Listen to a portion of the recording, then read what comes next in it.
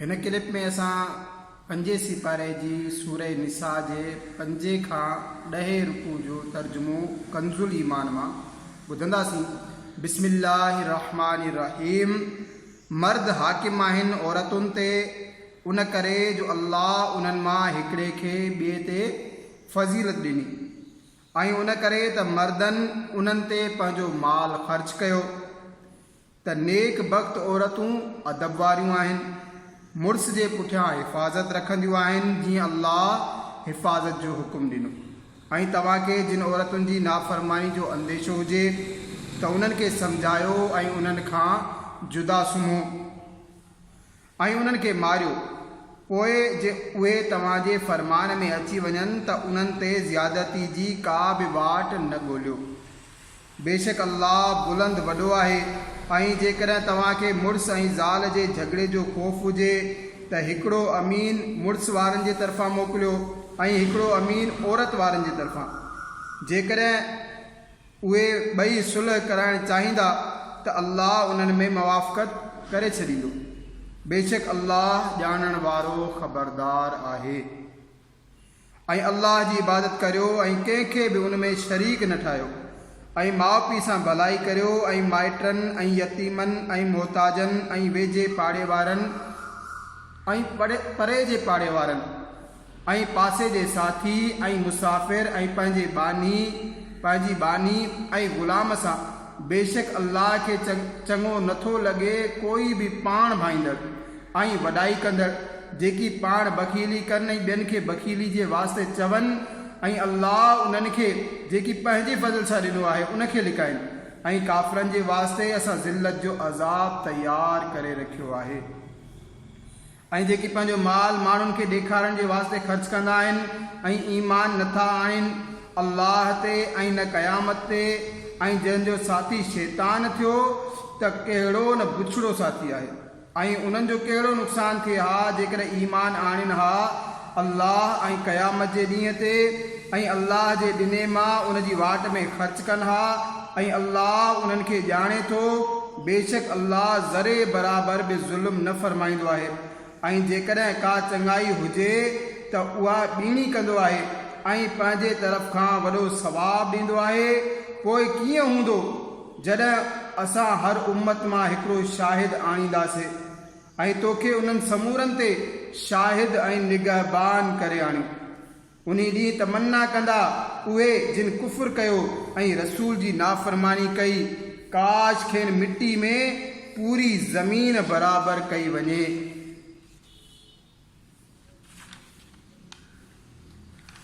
लिकाए न सघंदा। ए ईमान वारो नशे जी हालत में नमाज खे वेझा न वञो जेसि ताईं जो एतिरो होश न हुजे जो उहो सम्झो जेकी चओ ऐं न नापाकाई जी हालत में बग़ैर गुस्ल जे मगर मुसाफ़िरीअ में ऐं जेकॾहिं तव्हां बीमार हुजो या सफ़र में या तव्हां मां को क़ज़ा हाजत खां आयो हुजे या तव्हां औरतुनि खे हथु लाथो हुजे ऐं पाणी न लहो त पाक मिटीअ मां तयम्मुम करियो। पोइ पंहिंजे मुंहुं ऐं हथनि जी मख करियो। बेशक अल्लाह मुआफ़ कंदड़ बख़्शींदड़ आहे। छा तो उन्हनि खे न ॾिठो जिन खे किताब मां हिकु हिसो मिलियो गुमराही ख़रीद कनि था ऐं चाहिनि था त तव्हां बि रस्ते खां भटकी वञो ऐं अल्लाह ख़ूब ॼाणे थो तव्हांजे दुश्मननि खे ऐं अल्लाह काफ़ी आहे वाली काफ़ी आहे अल्लाह मददगार। कुझु यहूदी कलमनि खे उन्हनि जी जाइ खां फेराईंदा आहिनि चवंदा आहिनि असां ॿुधो ऐं न मञियो ऐं ॿुध तूं ॿुधायो न वञी ऐं रायना चवंदा आहिनि ज़बान खे मोड़ ॾेई दीन में ताने जे लाइ। ऐं जेकॾहिं उहे चवनि हा त असां ॿुधो ऐं मञियो ऐं हुज़ूर असांजी ॻाल्हि ॿुध ऐं हुज़ूर असां ते नज़र फरमाए त उन्हनि जे वास्ते चङाई ऐं सिधाई वधीक हुजे हा। पर उन्हनि ते त अल्लाह लानत कई। उन्हनि जे कुफ़र जे सबबु यकीन नथा रखनि मगर थोरा। हे किताब वारो ईमान आणियो उन ते जो असां लाथो तस्दीक कंदड़ करे उन किताब जी जेको तव्हां वटि आहे हिन खां अॻु जो असां बिगाड़े छॾियूं कुझु मुंहुं, पोइ उन्हनि खे फेरे छॾियूं उन्हनि जी पुठीअ जे तरफ़ ऐं उन्हनि ते लानत करियूं जीअं लानत कईसीं छंछर वारनि ते। ऐं अल्लाह जो हुकुम पूरो थी रहंदो आहे। बेशक अल्लाह नथो बख़्शे जो साणस कुफ़ुर कयो वञे ऐं कुफ़ुर खां हेठि जो कुझु आहे जंहिंखे चाहे मुआफ़ फरमाए छॾे। जंहिं ख़ुदा जो शरीक ठाहियो उन वॾो गुनाह जो बोहतान घड़ियो। छा तो उन्हनि खे न ॾिठो जेकी पाण पंहिंजी मोतबरी बयानु कंदा आहिनि, बल्कि अल्लाह जंहिंखे घुरे सुठो करे ऐं उन्हनि ते ज़ुल्म न थींदो खजूर जे दाणे जे परदे बराबरि। ॾिसो कीअं अल्लाह ते कूड़ ॿधी रहिया आहिनि ऐं उहो काफ़ी आहे पधरो गुनाह। छा तो उहे न ॾिठा जिन खे किताब जो हिकु हिसो मिलियो, ईमान आणनि था बुत ऐं शैतान ते ऐं काफ़िरनि खे चवंदा आहिनि त इहे मुसलमाननि खां वधीक राह ते आहिनि। ही आहिनि जिन ते अल्लाह लानत कई ऐं जंहिं ते ख़ुदा लानत करे तूं हरगिज़ उन जो मददगार न लहंदे। छा मुल्क में उन्हनि जो कुझु हिसो आहे? ईअं हुजे त माण्हुनि खे तिर बराबरि बि न ॾियनि या माण्हुनि सां हसद कंदा आहिनि उन ते जो अल्लाह उन्हनि खे पंहिंजे फज़ल सां ॾिनो। पोइ बेशक असां इब्राहिम जी औलाद खे किताब ऐं हिकमत अता कई ऐं उन्हनि खे वॾी बादशाही अता फरमाई। पोइ उन्हनि मां कंहिं उन ते ईमान आंदो ऐं कंहिं उन खां मुंहुं मोड़ियो ऐं दोज़ख काफ़ी आहे ॼिभी हणंदड़ बाह। बेशक जिन असांजी आयतुनि जो इनकार कयो जल्दी असां उन्हनि खे बाह में दाख़िल कंदासीं। जॾहिं बि उन्हनि जूं खलूं पची वेंदियूं त असां उन खां सवाइ ॿियूं खलूं उन्हनि खे मटाए ॾींदासूं जो अज़ाब जो मज़ो वठनि। बेशक अल्लाह ग़ालिब हिकमत वारो आहे। ऐं जन ईमान आंदो ऐं जन माण्हुनि ईमान आंदो ऐं चङा कम कयाऊं जल्दी असां उन्हनि खे बाग में वठी वेंदासीं जिन जे हेठां नहरूं जारी आहिनि, उन्हनि में हमेशह रहंदा। उन्हनि जे लाइ उते पाक बीबियूं आहिनि ऐं असां उन्हनि खे उते दाख़िल कंदासीं जिते छांव ई छांव हूंदी। बेशक अल्लाह तव्हांखे हुकुम ॾिए थो त अमानतूं जिन जूं आहिनि उन्हनि जे हवाले करियो ऐं ही त जॾहिं तव्हां माण्हुनि में फ़ैसिलो करियो त इंसाफ़ सां फ़ैसिलो करियो। बेशक अल्लाह तव्हांखे कहिड़ी न सुठी नसीहत फरमाए थो। बेशक अल्लाह ॿुधंदड़ ॾिसंदड़ आहे। ए ईमान वारो, हुकुम मञो अल्लाह जो ऐं हुकुम मञो रसूल जो ऐं उन्हनि जो जेकी तव्हां मां हुकूमत वारा आहिनि। पोइ जेकॾहिं तव्हां में कंहिं ॻाल्हि ते झेड़ो थी पवे त उनखे अल्लाह ऐं रसूल जे हुज़ूर मोटायो।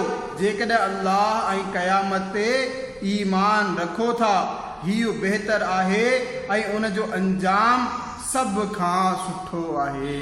छा तव्हां उन्हनि खे न ॾिठो जिन जी दावा आहे त उन्हनि ईमान आंदो उन ते जो तुंहिंजे तरफ़ लथो ऐं उन ते जो तोखां अॻु में लथो। पोइ चाहिनि था त शैतान खे पंहिंजो अमीन बनाइनि ऐं उन्हनि खे हुकुम ई हो त उनखे असुल न मञनि ऐं शैतान चाहे थो त उन्हनि खे परे भटकाए छॾे। ऐं जॾहिं उन्हनि खे चयो वञे त अल्लाह जे नाज़िल कयल किताब ऐं रसूल जी तरफ़ अचो त तूं ॾिसंदे जो मुनाफ़िक़ तोखां मुंहुं मोड़े फिरी वेंदा आहिनि। कीअं हूंदो जॾहिं उन्हनि ते का मुसीबत पवे बदिले उन जे जो उन्हनि जे हथनि अॻिते मोकिलियो। पोइ ए महबूब तव्हांजी दरगाह में हाज़िर थियनि अल्लाह जा कसम खणंदे त असांजो मक़सदु त भलाई ऐं ठहराव ई हो। उन्हनि जे दिलनि जी ॻाल्हि त अल्लाह ॼाणे थो, सो तूं उन्हनि खां चशम पोशी कर ऐं उन्हनि खे सम्झाए छॾ ऐं उन्हनि जे मामले में उन्हनि खे असराइती ॻाल्हि चओ। ऐं असां को बि रसूल न मोकिलियो मगर हिन लाइ त अल्लाह जे हुकुम सां उन जी फरमान बरदारी कई वञे। ऐं जेकॾहिं उहे पंहिंजे पाण ते ज़ुल्म कनि त ए महबूब तुंहिंजी दरगाह में हाज़िर थियनि, पोइ अल्लाह खां मुआफ़ी घुरनि ऐं रसूल उन्हनि जी शफ़ात फरमाए त ज़रूरु अल्लाह खे घणो तौबह क़बूल कंदड़ महिरबान लहंदा। त ए महबूब तुंहिंजे रब जो कसम उहे मुसलमान न थींदा जेसिताईं पंहिंजे झेड़नि में तोखे हाकिम न बनाइनि। पोइ जो कुझु तूं हुकुम फरमाई पंहिंजे दिलनि में उन बाबति रुकावट न सम्झनि ऐं दिलि सां मञी वेहनि। ऐं जेकॾहिं असां उन्हनि ते फ़र्ज़ु कयूं हा त पंहिंजो पाण खे क़त्ल करियो या पंहिंजो घर ॿार छॾे निकिरी वञो त उन्हनि मां थोरा ई इहे कनि हा। ऐं जेकॾहिं उहे कनि हा त त जंहिं ॻाल्हि जी उन्हनि खे नसीहत ॾिनी वञे थी त उन में उन्हनि जो भलो हो ऐं ईमान ते ख़ूब ॼमणु। ऐं ईअं थिए हा त ज़रूरु असां उन्हनि खे पंहिंजे तरफ़ खां वॾो सवाबु ॾियूं हा ऐं ज़रूरु उन्हनि खे सिधी वाट जी हिदायत करियूं हा। ऐं जेकी अल्लाह ऐं संदसि रसूल जो हुकुम मञनि त उन्हनि खे उन्हनि जो साथ नसीब थींदो जिन ते अल्लाह फज़ल कयो, यानी नबी ऐं सिद्दीक़ ऐं शहीद ऐं चङा माण्हू। उहे कहिड़ा न चङा साथी आहिनि। हीअ अल्लाह जो फज़ल आहे ऐं अल्लाह काफ़ी आहे ॼाणण वारो। ए ईमान वारो, होशियारीअ खां कमु वठो, पोइ दुश्मन जी तरफ़ थोरा थोरा थी निकिरो या गॾु निकिरो। ऐं तव्हां मां को उहो आहे जो ज़रूरु देरि कंदो। पोइ जेकॾहिं तव्हां ते का मुसीबत अचे त चवे ख़ुदा जो मूं ते अहसान थियो जो मां उन्हनि सां हाज़ुर न हुयुसि। ऐं जेकॾहिं तव्हांखे अल्लाह जो फज़ल मिले त ज़रूरु चवे ॼण त तव्हां में ऐं उन में का दोस्ती न हुई, ए काश मां उन्हनि सां गॾु हुजां हा त वॾी मुराद माणिया हा। पोइ उन्हनि खे अल्लाह जी राह में लड़णु घुरिजे, जेकी दुनिया जी ज़िंदगी विकिणी आख़िरत वठंदा आहिनि। ऐं जेको अल्लाह जी वाट में लड़े पोइ क़त्ल थिए या ग़ालिब अचे त अनक़रीब असां उनखे वॾो सवाबु ॾींदासीं। ऐं तव्हांखे छा थियो जो लड़ाई नथा करियो अल्लाह जी वाट में? ऐं तव्हांखे छा थियो जो लड़ाई नथा कयो अल्लाह जी वाट में?